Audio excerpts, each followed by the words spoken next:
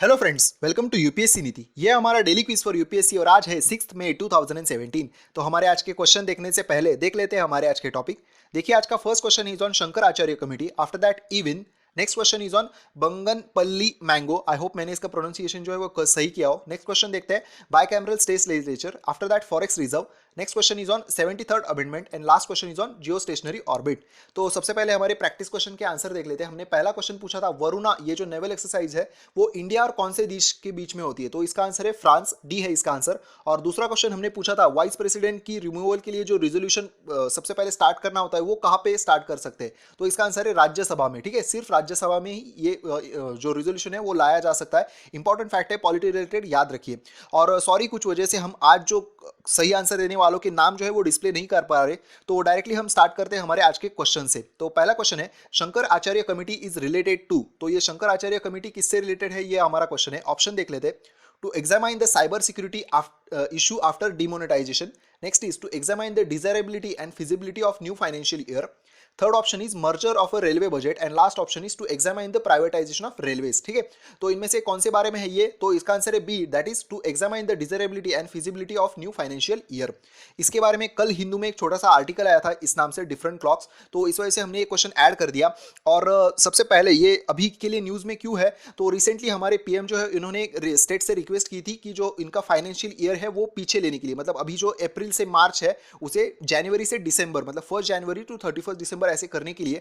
और इसी के बारे में ये शंकराचार्य कमेटी भी बनाई गई थी। और इसके तहत रिसेंटली जिस स्टेट ने ये सबसे पहले काम किया है वो है मध्य प्रदेश। ठीक है, मध्य प्रदेश ने अपना जो फाइनेंशियल ईयर है वो चेंज कर दिया है 1 जन टू 31 दिसंबर। और यही मतलब इंपॉर्टेंट फैक्ट्स है इसके बारे में। Shankaracharya committee it is related to examine desirability and feasibility of new financial year, एक इंपॉर्टेंट फैक्ट हो गया। बाद में मध्य प्रदेश है जिसने ये सबसे पहले काम किया है फाइनेंशियल ईयर चेंज करने का। और ये जो कमेटी थी ये किसके द्वारा बनाई गई थी? Union finance ministry. ये भी एक इंपॉर्टेंट फैक्ट है और इसमें 4 मेंबर्स है। ठीक है, ये कुछ इंपॉर्टेंट फैक्ट्स है, आप चाहे तो इसको नोट कर लीजिए। हम देखते हैं हमारा नेक्स्ट क्वेश्चन, क्वेश्चन नंबर 2।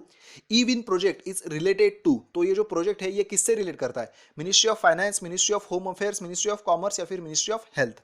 ठीक है, तो इसका आंसर जो है वो है D, that is ministry of health.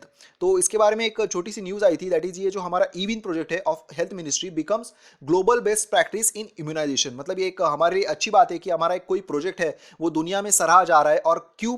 तो देखिए, सबसे पहले ये क्या है, ईविन, इसका नाम क्या है? Electronic vaccine intelligence network. ठीक है, ये इसका नाम है। और ये सराहा क्यों जा रहा है? तो ये इतना अच्छा है, मतलब बाकी जो देश है that is Philippines, Indonesia, Bangladesh, Nepal, Thailand, ये भी चाहते हैं कि इसका अपने देश में ये रेप्लिकेट किया जा सके। ठीक है, मतलब उनके देश में ये इस प्रोग्राम को रेप्लिकेट किया जा सके।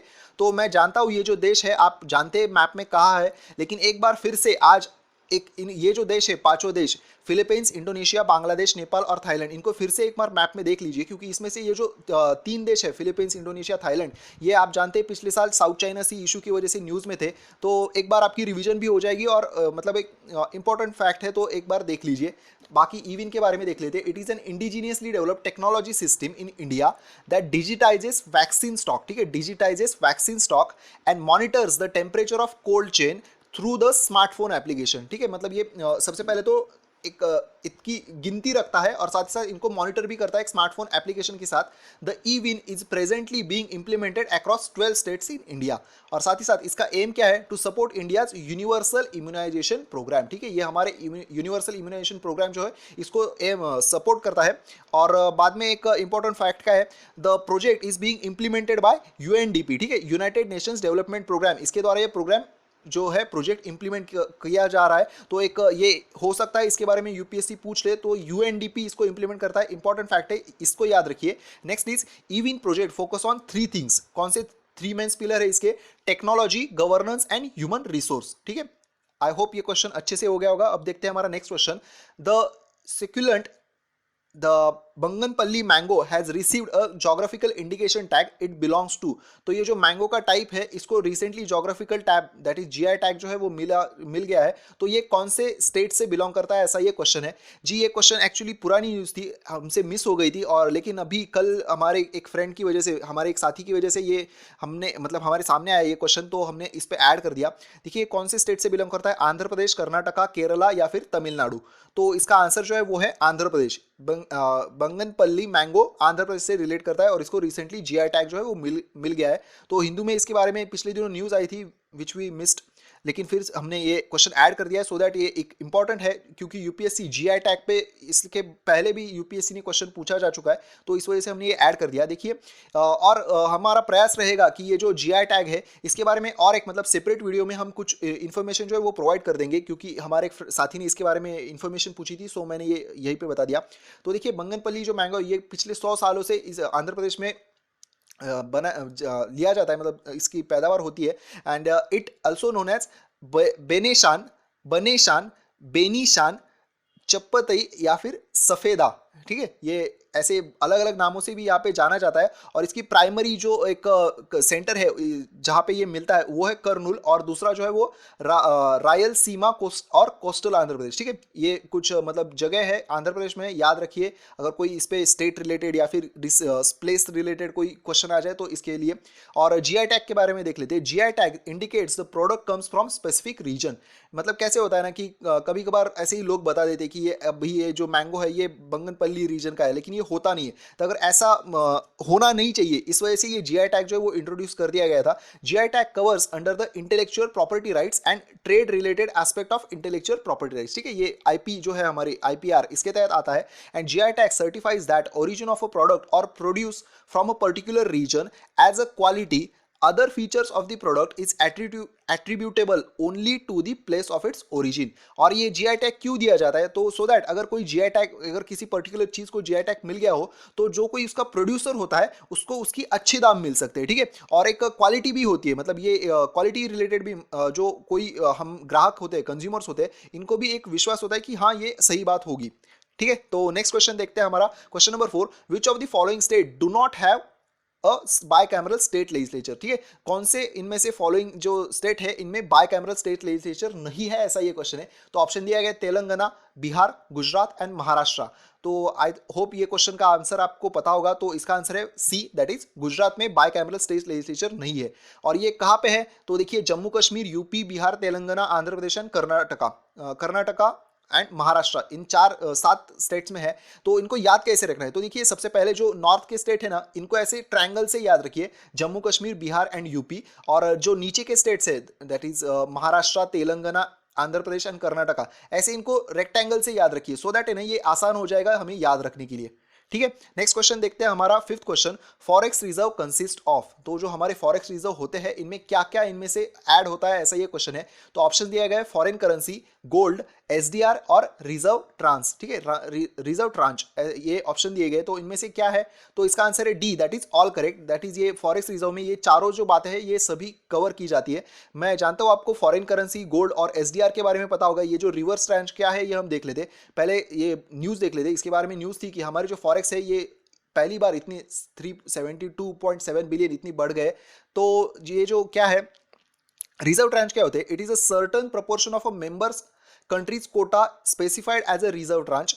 मतलब the member country can access it reserve tranche fund at its discretion and is not under the immediate obligation to repay those fund to the IMF. Member nation reserve tranche are typically 25% of members quota. मतलब consider कीजिए कि हमारा जो कोटा है India का IMF में वो 1 लाख रुपए है। ठीक है, तो 1 लाख रुपए में से जो हमारे 25% जो कोटा होगा ना उसको रिजर्व ट्रांच कहा जाएगा। और कोई अगर डिस्क्रिशनरी अगर जरूरत आ गई हमें, और ये जो हमें पैसे है 25% दैट इज 25,000 रुपए अगर हमें यूज करना हो, मतलब जस्ट एक सिंबॉलिक है ये, 25,000 रुपए अगर हमारे देश को यूज करने हो तो हम ये आईएमएफ से दैट इज इसके रिजर्व ट्रांच से ये यूज कर सकते हैं। और it is not under a immediate obligation to repay those fund to the IMF. ठीक है, ये एक इंपॉर्टेंट फैक्ट है इसके बारे में, रिजर्व ट्रांच के बारे में ये याद रखिए। नेक्स्ट क्वेश्चन देखते हैं हमारा question number 6। The constitution 73rd amendment act 1992 which aims of at promoting the Panchayati Raj institution in the country provide for which of the following। तो ये जो 73rd अमेंडमेंट जो है इसके बारे में ये क्वेश्चन पूछा गया है। देखिए ऑप्शन क्या दिए, constitution of district planning committee, state election commission to the conduct all panchayat election and next is establishment of state finance commission. तो एंड पूछा गया है state the correct answer using codes given below. तो इनमें से कौन सा है जो इसके तहत बनाया गया था, तो देखिए सेकंड और थर्ड जो है ये इसके बारे में सही है, लेकिन ये जो आई थिंक मैं करेक्ट बोल रहा हूँ, ये जो है ना डिस्ट्रिक्ट प्लानिंग कमेटी, ये 73rd अमेंडमेंट एक्ट के नहीं 74th अमेंडमेंट एक्ट के तहत बनाया गया था, ठीक है। तो इसका आंसर है सी, दैट इज 2 and 3। जी हाँ, ये बात सही है।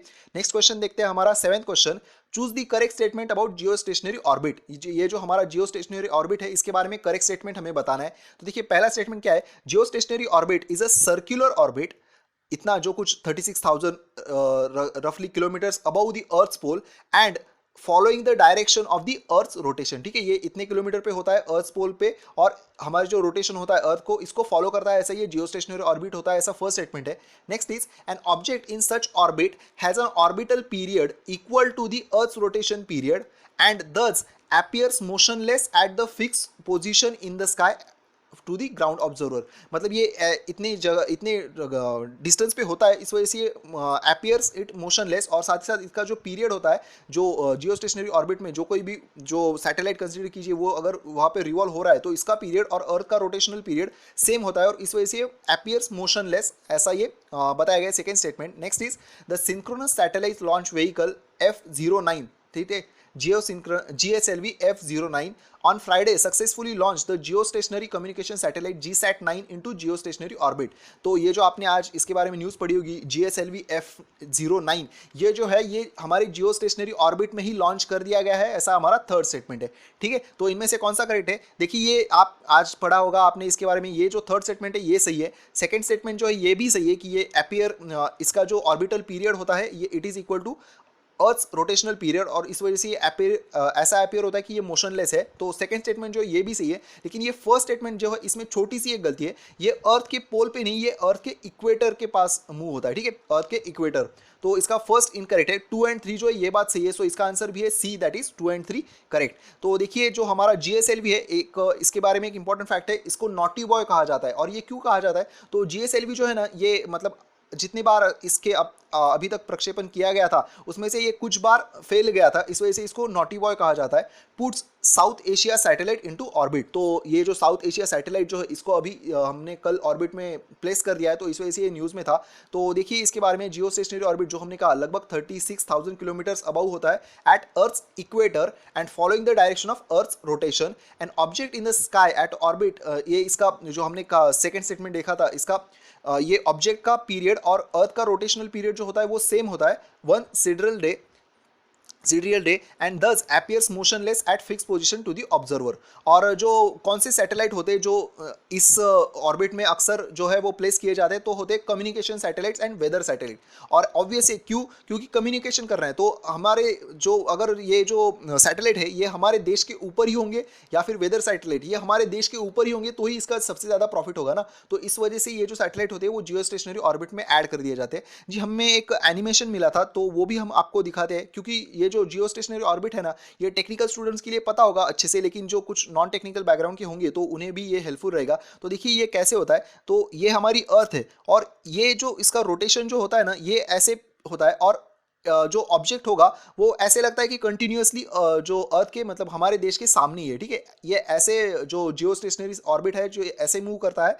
और आई होप जो आप ये जो आपके सामने जो एनिमेशन चल रहा है इससे आपको ये पता चल जाएगा, ठीक है फ्रेंड्स। तो ये थे हमारे आज के question, thank you so much. आज हमने कोई प्रैक्टिस क्वेश्चन यहाँ पे ऐड नहीं किए, क्यों, तो हम चाहते हैं कि आप हमें सुझाव दें कि आपको कैसा लगता है कि हमने अभी हम सोच रहे हैं कि जो है ना अपनी डेली MCQ सीरीज वो खत्म कर देते, और उसके बजाय खत्म करेंगे मींस प्री के बाद जुलाई में स्टार्ट कर देंगे फिर से नए लोगों के लिए। लेकिन उसके बजाय अभी हम एक्सपेक्टेड MCQs की जो सीरीज अभी हम लॉन्च रिसेंटली जो हम वीडियो पोस्ट करते रहते हैं वो ज़्यादा ऐड कर देंगे, ठीक है। तो आप बताइए ये जो सुझाव है हमारा आपको कैसा लगता है, सो दैट होता क्या है ना, ये जो डेली की सीरीज जो बनानी पड़ती है उसमें ज़्यादा टाइम लगता है रादर देन एक्सपेक्टेड MCQs बनाने में, ठीक है। तो आप बताइए, हम क्योंकि अभी तो है ना UPSC के पेपर तो सेट हो चुके होंगे, अगर अगले हफ्ते भर में 2 हफ्ते भर में भी कोई इंपॉर्टेंट न्यूज़ आती है तो वो भी हम एक्सपेक्टेड में कवर कर लेंगे।